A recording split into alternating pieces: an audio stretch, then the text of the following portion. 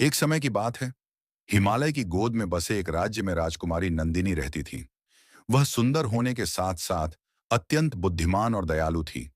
उसके पिता राजा देवदत्त उसकी शादी किसी योग्य राजकुमार से करना चाहते थे, पर नंदिनी का मन संसारिक वैभव में नहीं लगता था। वह हमेशा प्रजा की सेवा और भगवान की भक्ति में रुचि रखती थी। एक दिन महल के बाहर एक साधु प्रवचन देने आए। उनका नाम था साधु वेदानंद। वे तेजस्वी, शांत और अत्यंत ज्ञानी थे। उनके शब्द राजकुमारी के हृदय में उतर गए।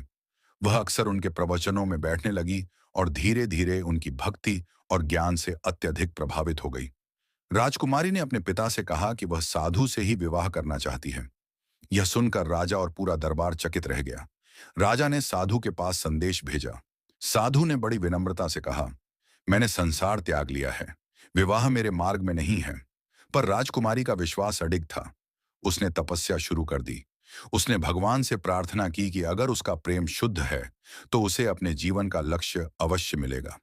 उसकी तपस्या से प्रसन्न होकर देवताओं ने साधु को साक्षात दर्शन दिए और कहा कि इस विवाह से महान कल्याण होगा।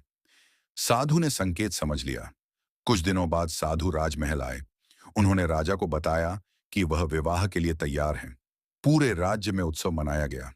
साधु और राजकुमारी का विवाह सादगी और पवित्रता के साथ हुआ।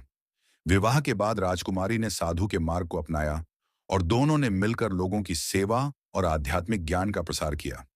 आज भी उस राज्य में उनका मंदिर है, जहां लोग प्रेम, श्रद्धा और त्याग का संदेश पाते हैं।